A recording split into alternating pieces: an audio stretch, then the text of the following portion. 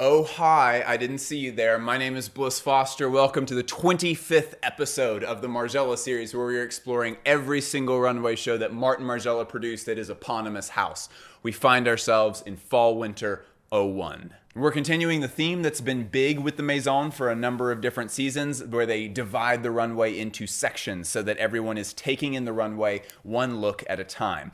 This is a looser expression of that idea since you really can see everything else around you, so I'm not sure this one counts as much, but the idea is still there. So there's a challenge with runway shows as an art form. Most of the time, the people who are looking at your runway show are at Fashion Week, Paris Fashion Week, where beforehand they went to probably London and Milan and New York, and they're overwhelmed with runway shows. They're probably seeing 4 or 5 of them a day, and this is yet another runway show in the long line of many runway shows that they will not only have to watch, but then have to cover if they're journalists. So the Maison has a really elegant solution for this in this runway show. They kind of jolt you awake with this really loud drumming that ends up getting played the entire show. This is one of a few different strategies that they've used over the years to sort of like force people to wake up and take in the world around them and be present with them during the show.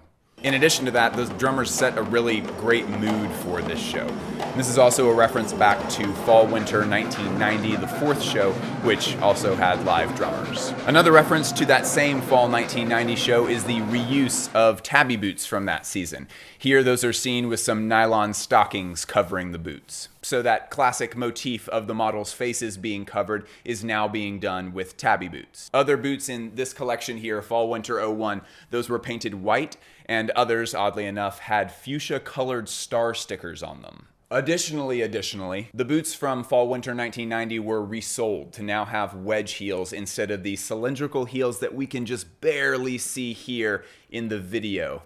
Did you catch it? It's kind of hard to see in that footage, but I have slowed it down, gone frame for frame, and I feel very confident that in Fall/Winter 1990 they did in fact have the regular cylindrical block heel, and that here in this show they've resold them to have wedge heels. Final styling and accessories note here, the models' eyes do remain uncovered this season, but they did have these eye strips that extended into their hair the same way that the red extended into the skirts from last season. Again, we see that the body and the coverings of the body, the decorations of the body, are blending together. This is called a motif. Motif. M-O-T-I-P-H-E. Motif. I'm sorry, that is incorrect. Iridocyclitis. One piece that leads us to our big focus today is this Spencer jacket. This jacket had disproportionate shoulders and sleeves, and there's a couple of points that we want to cover here. The first is that we're continuing in the same vein as the doll's wardrobe theme. In those collections, the doll's clothes are this big, obviously, and then they create clothes that are normal size clothes, this big clothes. And when they made the full-size clothes, they would blow them up proportionally. And then when they were people-sized, we could see that dolls' clothes aren't actually cut like regular clothes at all. They have really unusual shapes to them. So here again, we're looking at Margiela's interpretation of a Spencer jacket. Spencers have always been tight and cropped. They're meant to fit like this. So here, Margiela is taking a piece that would normally be very shrunken on the torso, and they are making it super duper oversized. For those keeping score at home, we don't actually have a record of what the Italian size is for these Margiela oversized clothes. We went from 74 to 78 to 80. I assume that we're still in 80. They just all look like massive clothes to me. But either way, we can see that it takes on a wildly different shape than the original Spencer jackets when it is oversized, of course. So we learn an important lesson here from Margiela's experimentation, and that is that the size of the jacket affects the mood of what that jacket communicates a great deal. In order to do your own interpretation of a jacket, you don't have to totally reinvent that article of clothing. You can do something as simple as zoom,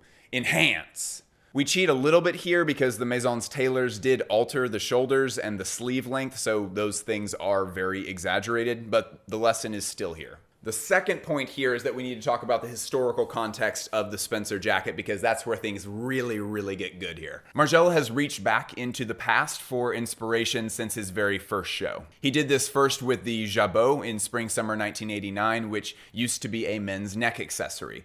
This was used in the first season as a neck accessory as well as a brassiere and as a bracelet. Another key use of historic inspiration for the Maison was in spring-summer 1991, where they used the farmer ring, which farmers were apparently able to use kind of as a portable sundial. Do not ask me how that works. I have no clue. This is not a science channel. I'm more of a liberal arts kind of guy. First appearing in the 1790s, the Spencer jacket was essentially a tailcoat jacket with no tails. It was an upper echelon type garment for men, and it was eventually adopted by the English military for casual wear. Later in the Regency period, which is around the 18 teens, it became a jacket for women. It's kind of rare that you see a garment that's primarily used by one gender and then it switches and is used by another gender. That isn't something that never happens, but especially considering the military associations, this seems like kind of a standout example of that. But you can see why women would adopt it, right? It's a very form-fitting piece. It kind of helps to encourage an hourglass figure. It kind of makes sense. Okay, so Martin has played with gender roles for most of his career. He's especially dug in very hard on that since he started exploring oversized silhouettes. And usually Martin is placing women in men's garments. We've seen that for a number of different seasons here, these massive oversized men's suiting pieces. And in many cases, those items were vintage pieces that were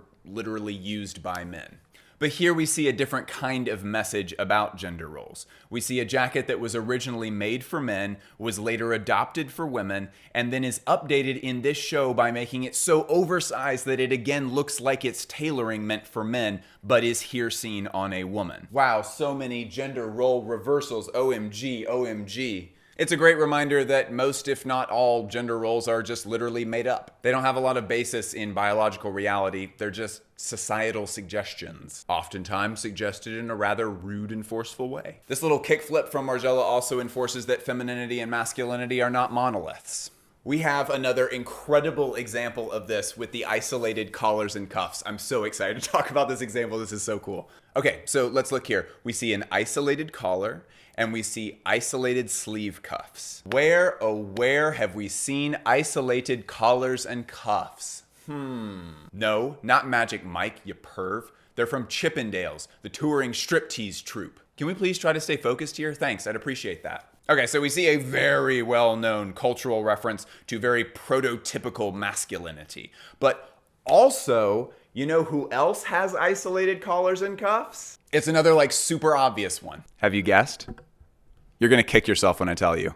Playboy bunnies. So we see another motif here that has a baseline of sexiness, but it holds big cultural weight for stereotypes in both masculinity and femininity.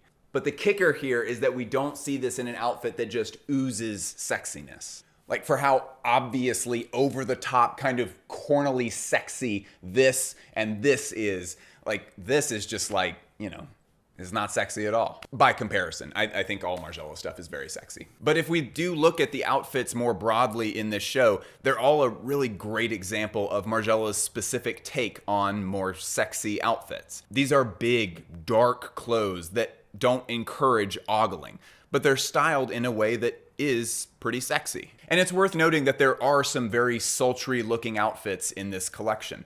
Some looks that are definitely skimpy and a few that some would even describe as scandalous. But I think that just further emphasizes the Maison's real point here.